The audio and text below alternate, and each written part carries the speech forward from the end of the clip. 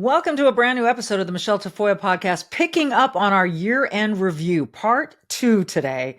Oh my gosh, if we thought the first half of the year was just jam-packed with activity and culture warfare and all the rest, we got a lot more starting, sadly, in October. And we're going to get to that in this year-end review, part 2, next. It's time for the Michele Tafoya podcast.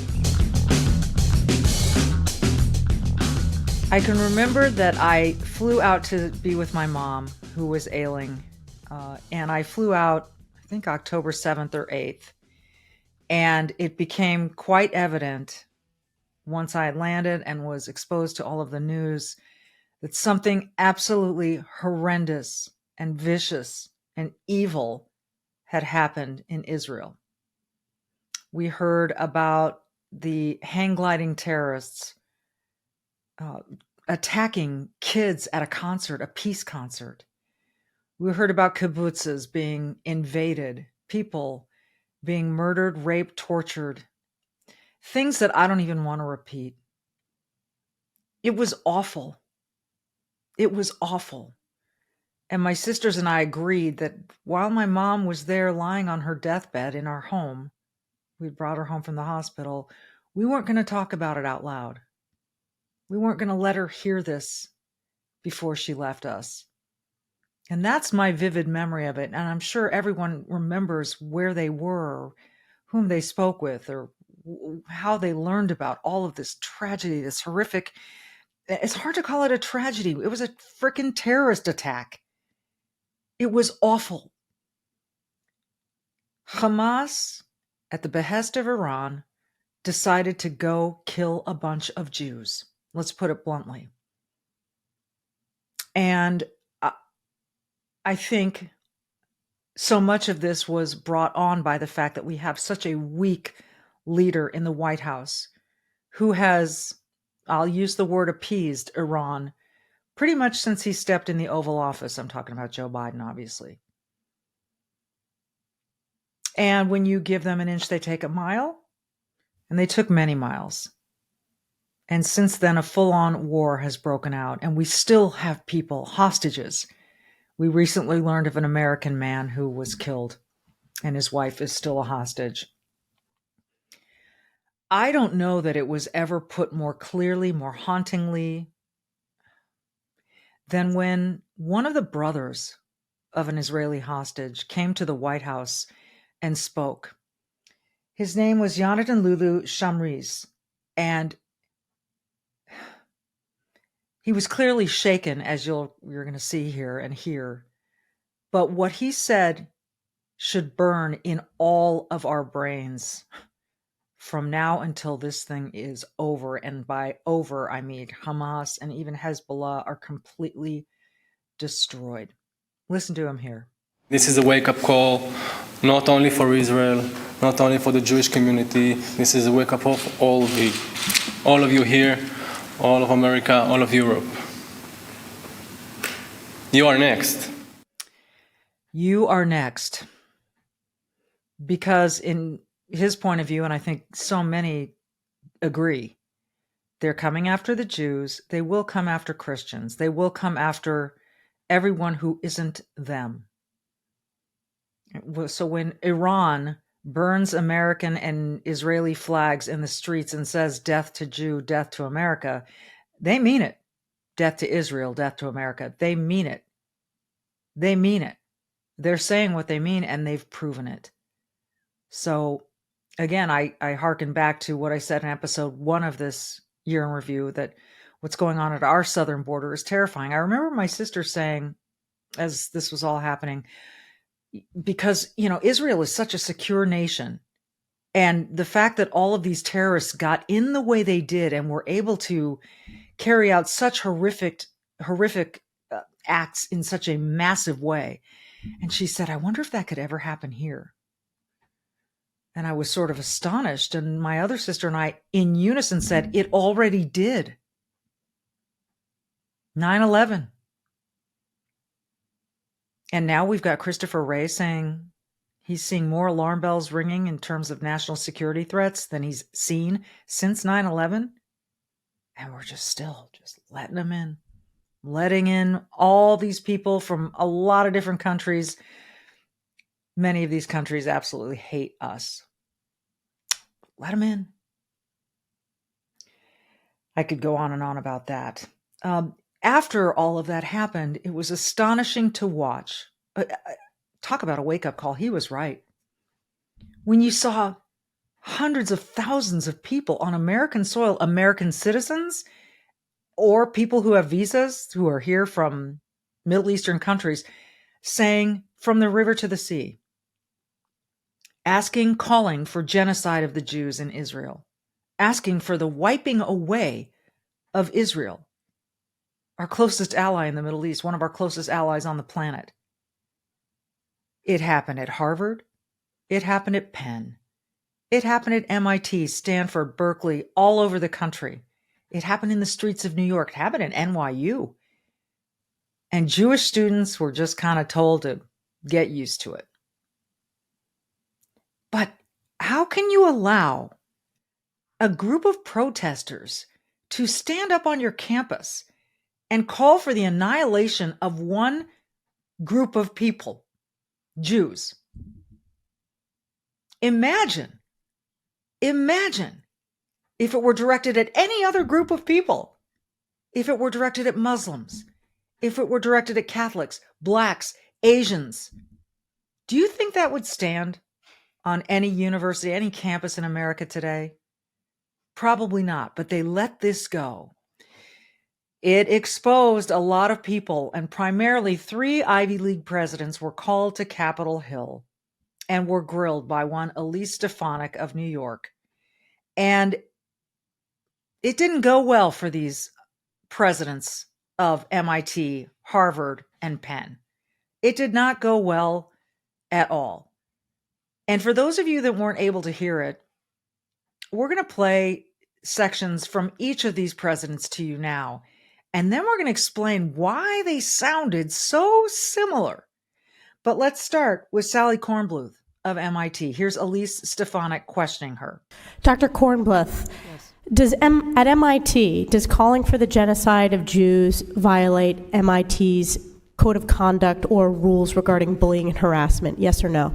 If targeted at individuals, not making public statements. Yes or no? Calling for the genocide of Jews does not constitute bullying and harassment? I have not heard calling for the genocide for Jews on our campus. But you've heard chants for intifada. I've heard chants, which can be anti-Semitic depending on the context, when calling for the elimination of the Jewish people. So those would not be according to the MIT's code of conduct or rules?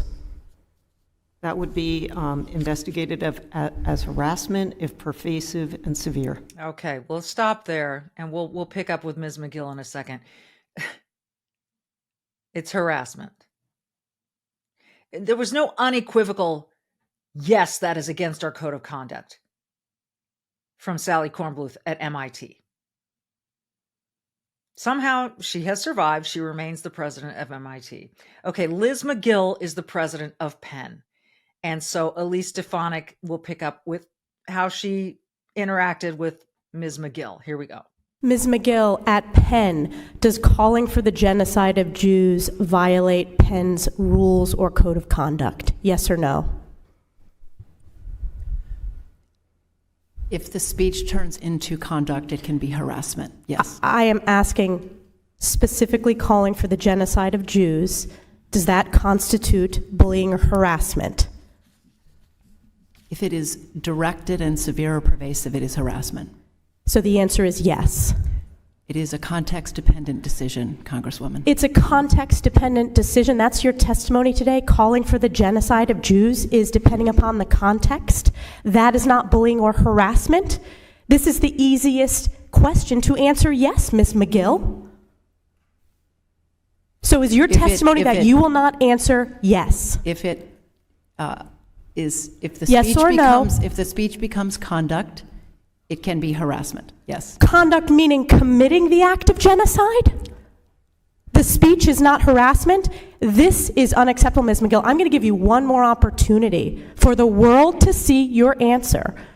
Does calling for the genocide of Jews violate Penn's code of conduct when it comes to bullying and harassment? Yes or no? It can be harassment. The answer is yes. Okay, we'll wait on Claudine Gay here for a minute. So, Liz McGill saw a massive, I think it was $100 million donation withdrawn from UPenn after that. And so she did not last. I think she remains on campus in some professorial role. She is no longer the president, or until they find a new president at UPenn, Liz McGill. Listen, in spite of, and we'll give you a little snippet of SNL's take on all of this, but they think that Elise Stefanik was out of line here. Oh my gosh, she was trying like crazy to keep it together, because I think she was absolutely flabbergasted by these women's responses. I mean, it's just crazy. And thank goodness, as she said, the world got to see and hear it. All right, Claudine Gay, who has since been accused of and really found guilty of plagiarism in a number of her scholarship papers. She's the president of Harvard. And they have discovered a number of, she committed plagiarism in a number of her papers, and they've had to go back and correct them. But she still has a job at Harvard in spite of the plagiarism and in spite of her testimony in front of Elise Stefanik in this committee. All right, let's move on to Claudine Gay. Let's listen in. And Dr. Gay, at Harvard, does calling for the genocide of Jews violate Harvard's rules of bullying and harassment? Yes or no? It can be, depending on the context. What's the context? Targeted as an individual, at an individual. It's targeted at Jewish students, Jewish individuals. Do you understand your testimony is dehumanizing them? Do you understand that dehumanization is part of anti-Semitism? I will ask you one more time. Does calling for the genocide of Jews violate Harvard's rules of bullying and harassment? Yes or no? Anti-Semitic rhetoric. And is it anti-Semitic rhetoric? Anti-Semitic rhetoric, when it crosses into conduct that amounts to bullying, harassment, intimidation, that is actionable conduct, and we do take action. So the answer is yes, that calling for the genocide of Jews violates Harvard Code of Conduct, correct? Again, it depends on the context. It does not depend on the context. The answer is yes, and this is why you should resign. These are unacceptable answers across the board. Whew. Bad preparation, ladies. That's all I can come up with, because your answers were hideous. Context, or if they take action on those. So in other words, I'm going to yell for the genocide of Jews, but it's okay until I actually start to practice the genocide of Jews. Or it's context. Well, it turns out that all three of these presidents were prepared for this testimony by the law firm of Wilmer Hale. That's Wilmer, second word Hale, Hale. You may want to think twice before you enlist them to prepare you for congressional testimony in the future. All three of them met with Wilmer Hale. And that's why all three of them sounded alike. Use the word context over and over again. Use the word actionable. And completely denied that these calls for genocide were harassment or against the student code of conduct. As I record this, Claudine Gay still has a job. Again, we mentioned the plagiarism accusations. We'll see what happens. And for those of you who suggest that people are coming after Claudine Gay because she is Black and a woman, enough. Stop it. Women have long said, we want to be treated equally. Okay, that means that you are being treated equally, that people don't walk around on eggshells around you. You're going to get treated equally. And everyone wants to be treated equally. And by the way, that's why we have laws and rules, so that everyone is treated equally under the law. So Claudine Gay, if she commits plagiarism, if you're a student at Harvard, you could get expelled. You could get the boot for a semester, a year. They're just correcting hers, and she still has a job in spite of that absolutely horrific testimony on the Hill. SNL did a little skit, and they portrayed Elise Stefanik as this unhinged, screaming, yelling idiot. And you can judge for yourself how you feel about that. I am here today because hate speech has no place on college campuses. Hate speech belongs in Congress, on Elon Musk's Twitter, in private dinners with my donors, and in public speeches by my work husband, Donald Trump. So, Dr. Gay, simple question. Is it acceptable for students to use anti-Semitic language? Now, what measures are you taking to protect Jewish students at Harvard? Again, just the first one. This is personal for me. While I am not Jewish, I'm Roman Catholic. Some of my closest friends are also Roman Catholic. So, you Penn lady, would you say that you are anti-Semitic? Oh, thank you.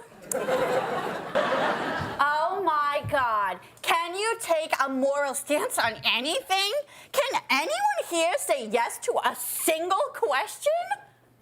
See, finally, a real president of a real university.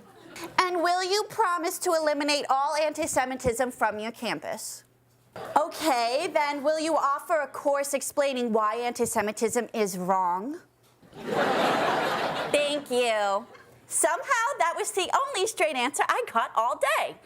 Well, please don't say the answer was straight. You don't know what the answer's sexual orientation is. All right, speaking of people who have plagiarized or done other misdeeds, Hunter Biden and his dad, the President of the United States, Joe Biden, have often said they don't interact about Hunter's business. I think the president had said, I have never spoken to any of my children about their business dealings. Never. But then they found records of him playing golf, having dinner with Hunter and his business associates. So then it became, I was never involved. But then they found the phone calls at the speakerphone at dinner time, whatever. I'm out to dinner with my buddies. Hey, Dad, how you doing? Then it became something even more. So they've changed the story a gazillion times. So finally, Congress subpoenas Hunter Biden. And when you're subpoenaed by Congress or in a court, you can't just say, well, could I come on the date that I want to come? And, can I bring my friends and all that? You can bring friends, I suppose. But anyway, the point is, when you are subpoenaed, you are expected to show up. But Hunter decided not to. He said through his lawyer that he would show up if he could go on a public hearing. So let's imagine a public hearing with Hunter Biden in a congressional chamber. And the cameras are on and it's taken up by all the news networks. And all the Democrats would say this, Mr. Biden, thank you for making time in your day. I'm so sorry we had to drag you in here to do this. And, really your only crime is that your father loves you so much and that you were an addict.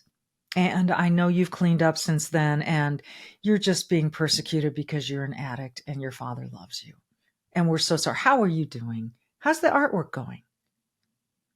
And the Republicans would come after Hunter with, both barrels blazing. And it would be nothing more than political theater. That's why Hunter Biden wants a public hearing. See, when you go and you do a hearing that is closed door, that's when the real questions get answered and asked. Maybe not answered, but asked. That's when the real stuff that can't be asked in public for security reasons or others, that's when they get answered, is behind closed doors. But Hunter decided to go to Capitol Hill the day he was expected, but he didn't go to his hearing. Instead, he gave a little speech on the steps of the Capitol outside of the Senate side. And here's old Hunter and what he said that day.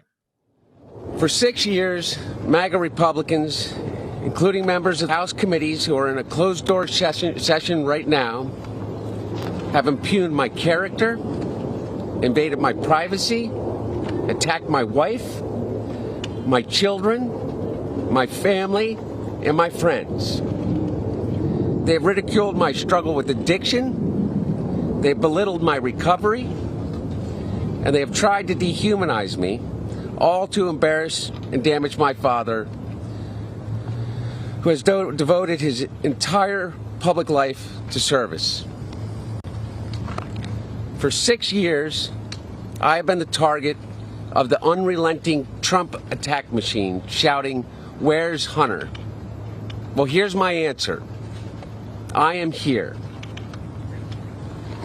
Let me state as clearly as I can.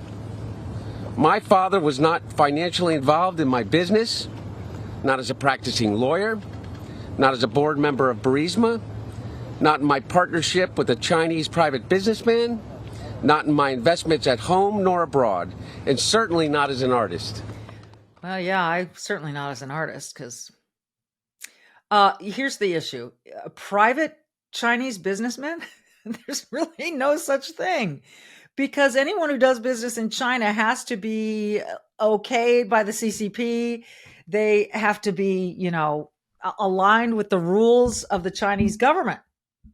So there's not really any such thing as a completely private Chinese businessman, Hunter. But notice the important part there. He was not financially involved. So now we've gone from I've never spoken to my son about his business dealings to now my dad's not financially involved. And you've just attacked me because you're the Trump machine, and you've attacked me because I was an addict, and you've made fun of me, and you've put nude pictures of me out. No, Hunter, you know what? You put those photos out. You did that. You did that. And quite frankly, I don't really care. And I don't think most of America cares how much cocaine you snorted, how much you drank, whether or not you paid for hookers. I really don't care. That's not the crux of this issue. What we want is equal treatment under the law. Accountability. Because everyone else has to pay their taxes. In fact, if you listen to your dad, Hunter, everyone needs to pay their fair share. It just doesn't seem like that many people in the Biden family really go along with that. Or they just do it late. It's okay. I'm a Biden. So there's that. But the year ended with quite a bang. Not only did Congress decide they were going to open an impeachment inquiry. Remember, this does not mean they are impeaching Joe Biden. It's an inquiry which allows them another level of investigative power so that they can dig in deeper to the stuff that where all of this evidence is taking them. That's what they say. And if they've overreached, it'll come back to bite them. Believe me, it will. But in the meantime, all of that sort of fell out in the news when the state of Colorado and their Supreme Court decided to kick Donald Trump off of the ballot in the state of Colorado. So 7 justices, all appointed by Democrat governors, 7 of them were split, pretty much split down the middle. When you get a 4-3 decision, that's pretty much split. 4, though, decided that Trump is off the ballot in Colorado. Now, there's a stay on that until January 4. But that's kind of beside the point, because what they've done here is they've said you're not allowed to vote for this guy in the state of Colorado because we think he's an insurrectionist. And they went to the 14th Amendment, the 3rd article, and found a very interesting way of applying it that nobody else found. But here's the important part.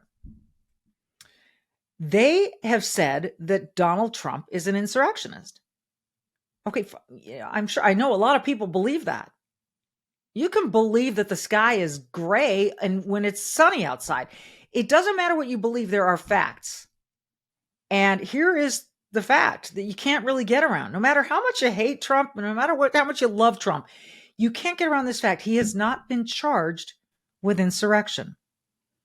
And because he has not been charged with insurrection, he's never been found guilty of insurrection. But these 4 judges, they said he's an insurrectionist. He's off the ballot. Now, this is going to go to the Supreme Court, and of the United States, and they are likely going to overturn this. And hopefully it will be a unanimous 9-0 decision. Because what they did in Colorado was a little scary. They said that we 4 appointed, non-elected, appointed judges can tell you who you get to vote for in Colorado. And it's interesting too now because you see a lot more blue states saying we've got to do anything and everything we can to get him off the ballot. Look what Colorado did it. We got to do it in California, in Illinois, wherever. So that is what we're ending the year with. The Democrats constantly say we're out to save democracy. Democracy is at stake. Democracy is on the ballot. So you know what we're going to do in Colorado? We're going to break democracy to preserve democracy.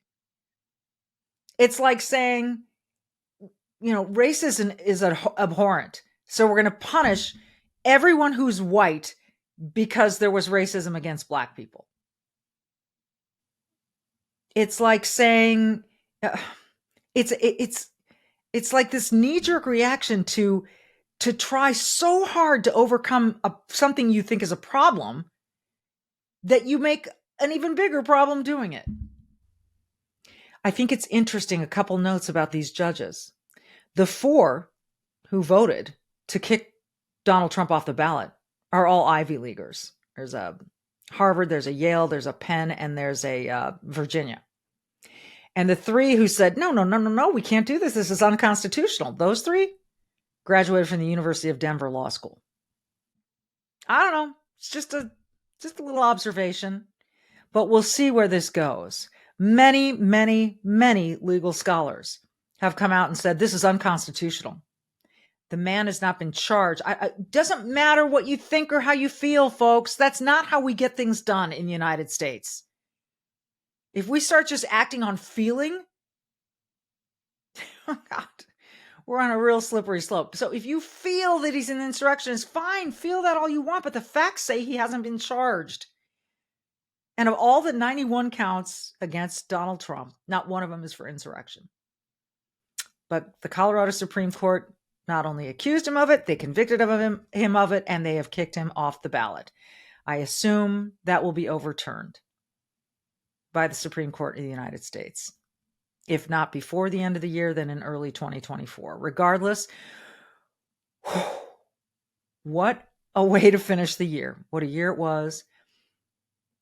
And I'm hoping and praying for more sanity in 2024, because it seems like we have just taken the world like it's a little snow globe. We've not only shaken it up, but we've flipped it over upside down, and everything is backwards, upside down, nonsensical, and insane. And the whole reason I started this podcast almost 2 years ago was to try to bring some sanity back in the conversation. And I almost get the feeling that people are trying to push that pendulum so far in one direction toward insane that even if it does settle back somewhat, we're still going to be just a little bit insane. I don't like that idea. I like us to be living by processes, by law, by rule, and in a world where authentically caring, devoted, patriotic people are looking out for the best interests of everyone. I could go on, but our time is up. But 2024 will start anew, and we will be there to look at all of the issues with you and for you, and we hope you'll stick with us. So subscribe, download, tell your friends. Thanks for a great 2023. Be brave. We need a coalition of courage now more than ever to stand up for what is right and what is sane. And do good. Do just a little bit of good every day if you can. No matter how small it seems, it will pay off. And we'll see you next year.